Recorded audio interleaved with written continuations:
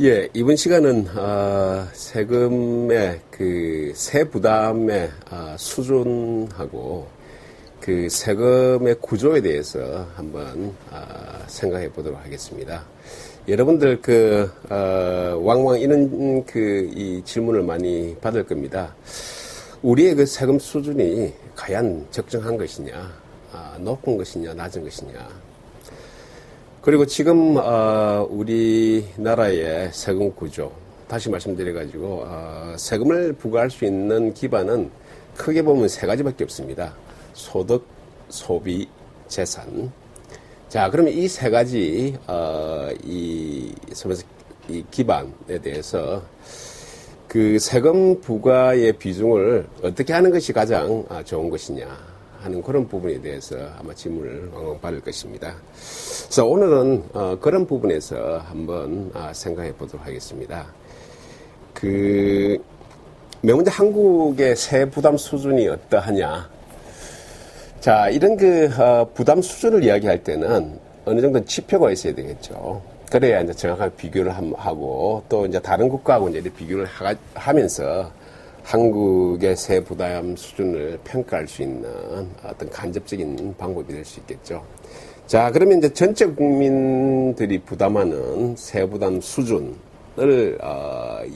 측정할 수 있는 대표적인 방법이 이제 조세 부담률이라는 개념입니다. 부담률이기 때문에 그 나라의 경제 규모, 대표적인 것이 GDP가 되겠죠. GDP액을 분모로 놓고 그 분자에는 조세의 총액을 넣는 것입니다. 조세는 크게 우리가 두 가지로 나눌 수가 있습니다. 중앙정부의 나름대로 그 세원이 되는 국세, 그리고 지방정부의 세원이 되는 지방세, 이 두 개가 되는 것입니다. 그래서 이 국세와 지방세를 합한 이 토탈 세금을 우리가 조세라고 얘기하는데, 이렇게 난 인덱스를 우리가 조세 부담률이라고 합니다. 자, 그렇게 봤을 때 우리나라의 조세 부담률은 한 19% 정도 되고 있습니다. 자, 19%가 높으냐 낮으냐를 직접적으로 이야기를 할 수는 없죠. 그래서 다른 국가를 많이 보는데요. 이 조세 부담률 측면에서 이렇게 보면은 크게 두 가지 형태의 그룹으로 나눌 수가 있습니다. 대체로 세 부담이 낮은 이런 국가들, 한국을 포함해서 미국, 일본이 대체로 낮은 세 부담을 가지고 있는 국가들입니다. 그래서 미국 같은 경우에는 한 8.5%, 일본 같은 경우에는 한 16% 이렇게 되고 있습니다. 다 우리하고 가까운 나라들이죠. 어떻게 보면 우리의 제도, 조세 제도가 미국, 일본에 많은 영향을 받았다, 이렇게도 평가할 수 있죠. 자, 반면에 세 부담이 굉장히 높은 국가 그룹들이 있습니다. 잘 아시겠지만 유럽들입니다. 유럽은 전통적으로 복지를 많이 확대하다 보니까 세 부담이 높아질 수밖에 없는 것이죠.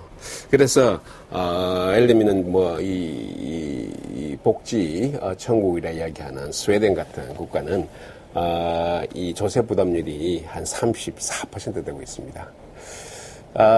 전체적으로 OECD, 소위 말해서 선진국 클럽이라 하는 이 OECD 국가들의 평균 조세 부담률을 보면은 한 25% 이런 수준을 가지고 있습니다.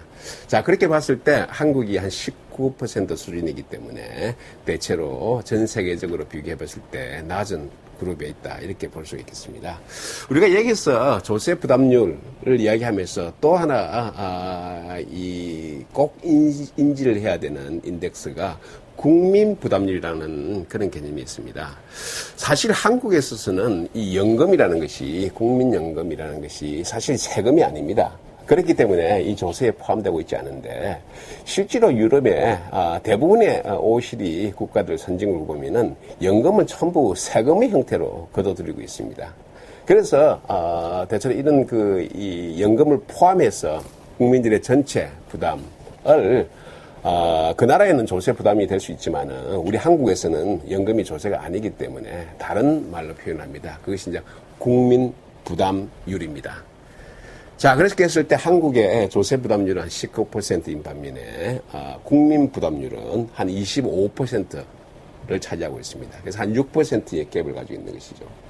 근데 반면 이런 거 국민연금을 포함했을 경우에는 유럽 국가들은 굉장히 높아집니다.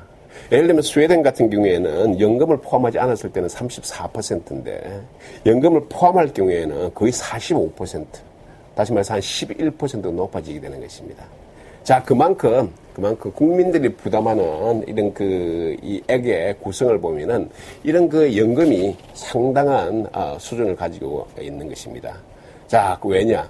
한국에서는 국민연금이라는 것은 1988년도에 도입이 됐기 때문에 아직 성숙되지 않는 상태에 있습니다. 반면에 스웨덴 같은 국가들은 거의 100년이 지나고 있습니다. 그렇기 때문에 많은 정부의 역할 중에서 가장 중요한 역할이 바로 국민연금인 것입니다. 자, 어떤 형태는지 이 한국은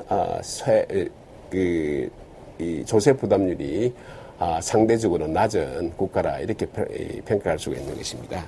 자, 그러면은 우리가 이제 이 정부의 역할, 정부가 어느 정도의 일을 해야 되느냐 하는 그런 부분을 평가할 때는 반드시 우리나라 국민들의 조세 부담률하고 연결해서 평가를 해야 되는 것입니다.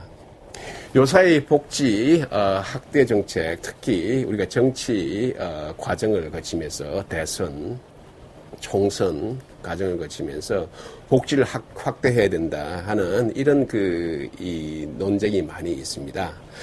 그런 논쟁을 할 때 복지 확대주의자들은 항상 그 스웨덴을 얘기하고 있습니다. 그리고 유럽의 많은 국가들이 복지 지출이 한국하고는 비교되지 않을 정도로 높다고 이야기를 하고 있습니다. 실제로 지표를 본다 하더라도 그렇게 보여집니다. 2005년 기준이지만은 GDP 대비 복지 지출의 비중을 보면은 한국은 7%밖에 안 됩니다. 반면에 OECD 국가 내 평균은 거의 21%입니다. 뭡니까? 한 3배 정도로 이 OECD 국가들이 한국에 비해서 높은 것입니다. 자, 이걸 통해서 기본적으로 복지를 확대해야 된다 하는 이런 주장을 많이 하는데요. 아까 제가 말씀드렸듯이 어느 정도 부담하느냐 하고 같이 연계해서 보는 것입니다. 한국의 세 부담은 전 세계에 비교했을 때 굉장히 낮은 단계에 있습니다.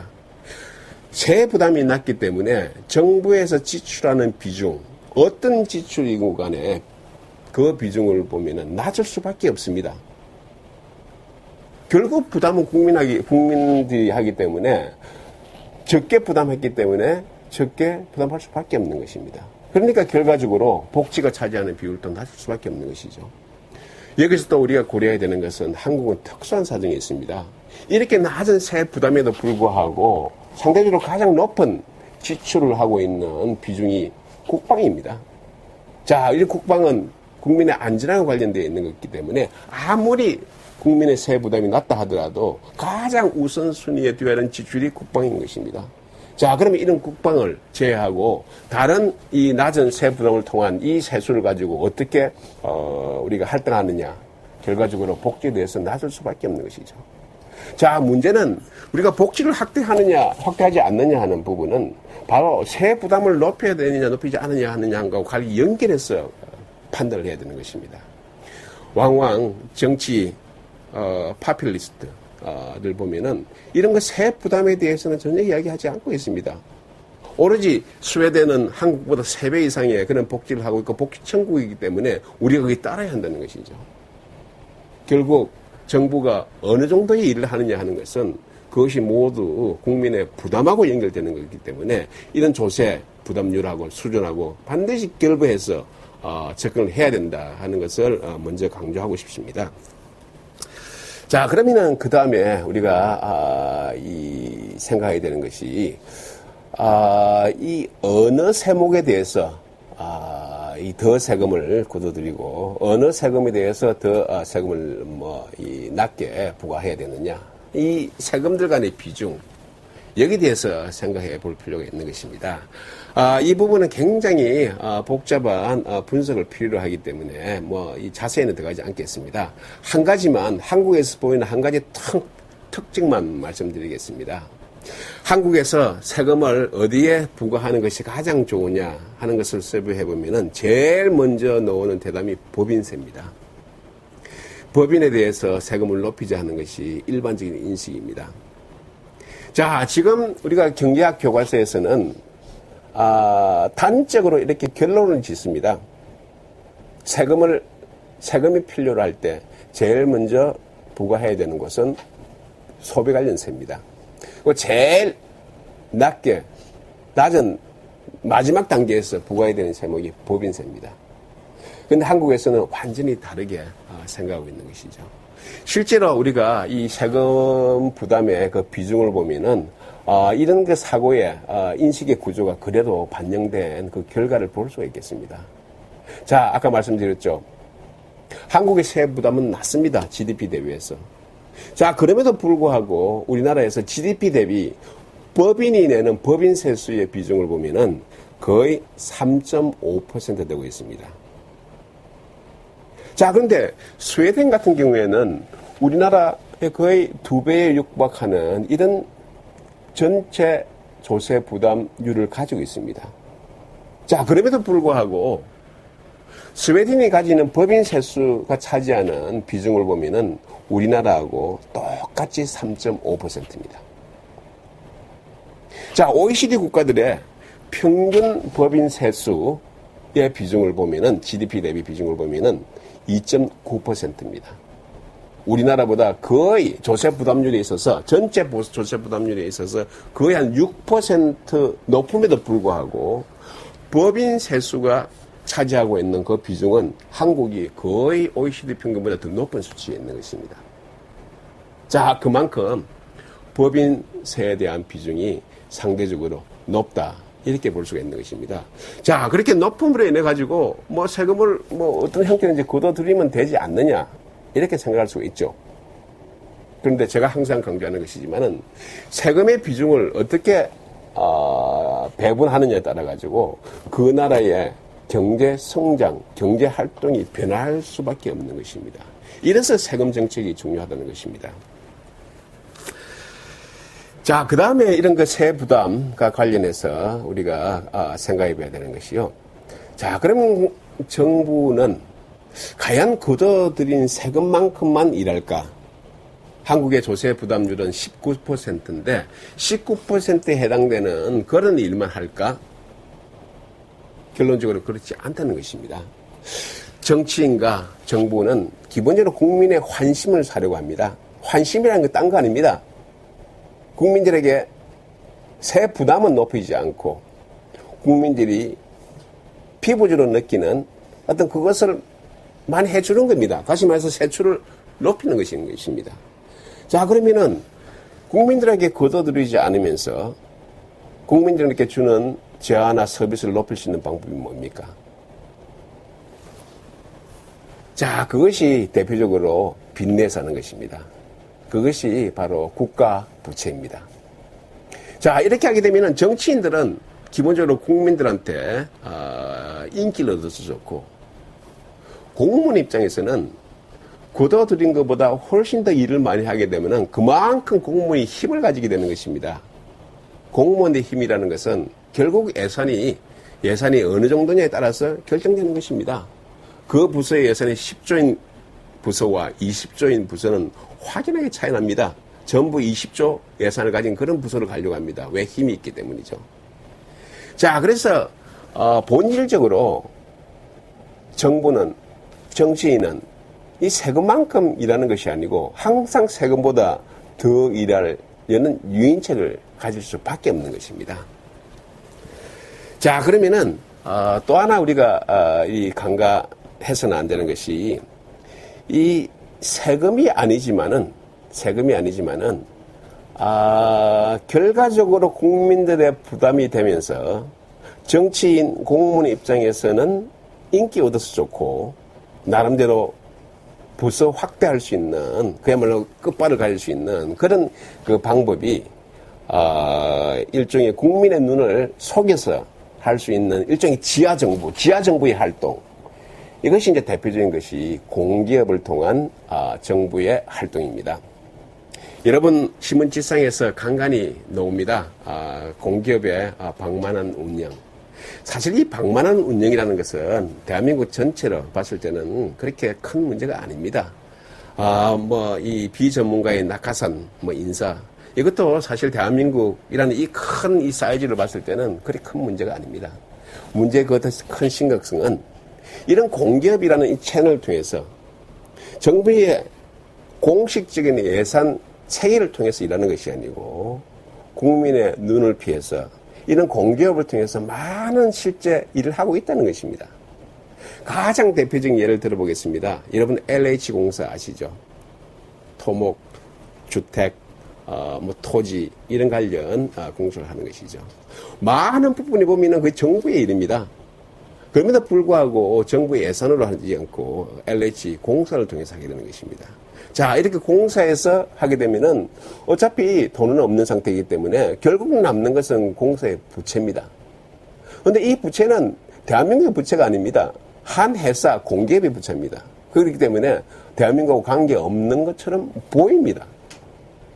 그런데 이 규모가 우리가 일반 사람들이 생각하기에 어릴 정도의 굉장히 큰 규모입니다. LH공사에 지금까지 누적된 총 부채액은 140조 원입니다. 이 140조 원이라는 것은 대한민국 전체가 가지는 국가 부채의 거의 3분의 1 수준인 것입니다. 문제는 이 140조 원이라는 이 부채 규모가 정부의 부채 규모에 포함되지 않는 것이죠.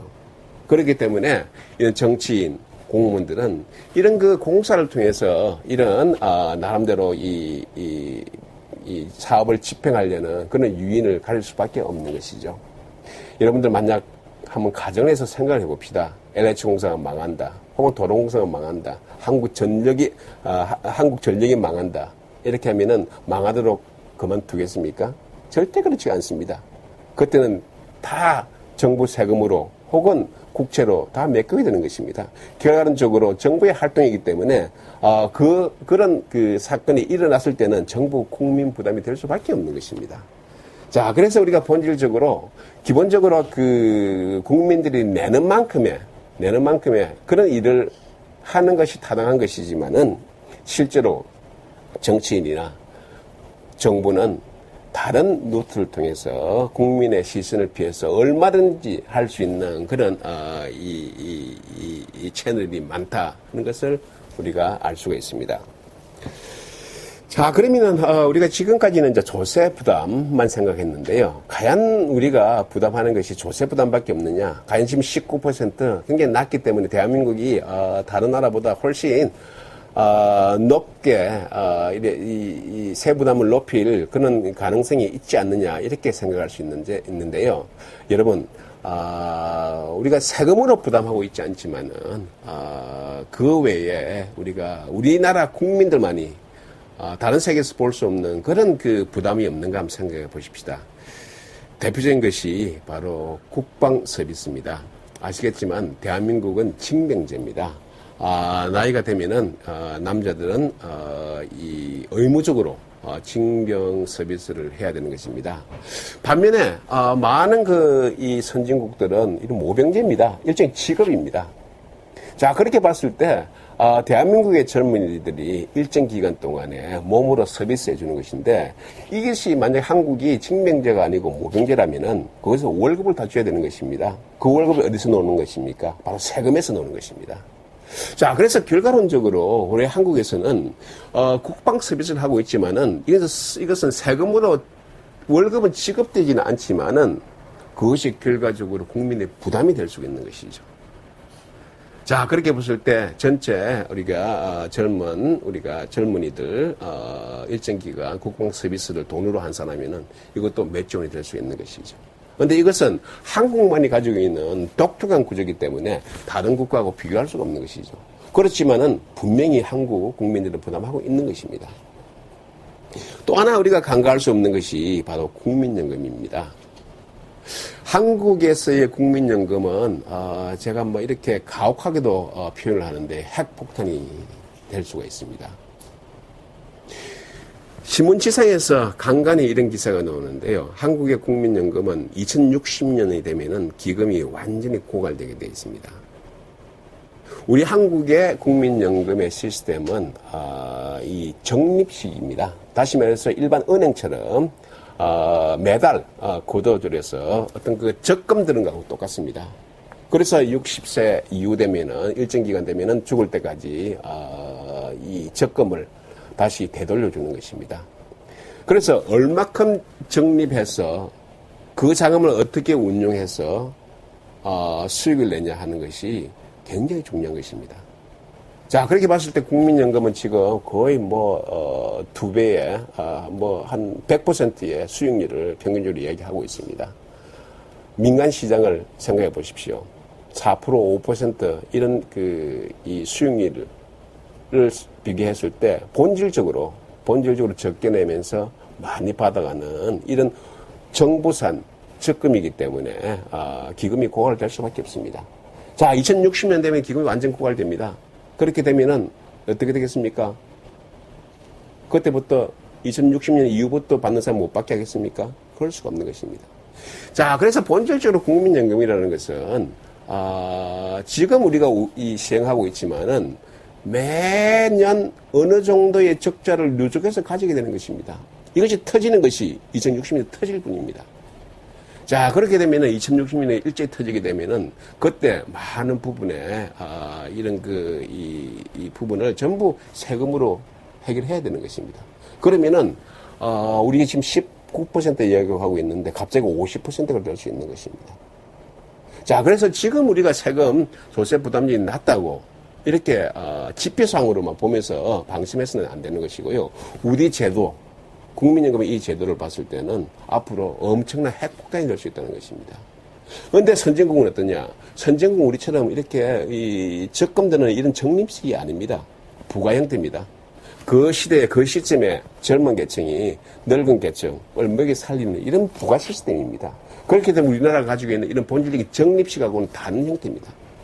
자, 이것도 우리 한국이 가지고 있는 기본적인 독특한 현실인데 이 현실을 우리가 고려해서 국민의 부담을 봐야 된다는 것입니다. 지금 한국은 전혀 국민연금에 문제가 없습니다. 반면에 여러분들 지금 선진국 보면은 항상 이 국민연금 가지고 국민들이 데모하고 이렇게 합니다. 왜 그런지 아십니까? 바로 이 국민연금을 도입한 시기가 스웨덴 같은 경우에는 100년이 넘습니다. 독일, 프랑스는 1928년에 도입했습니다.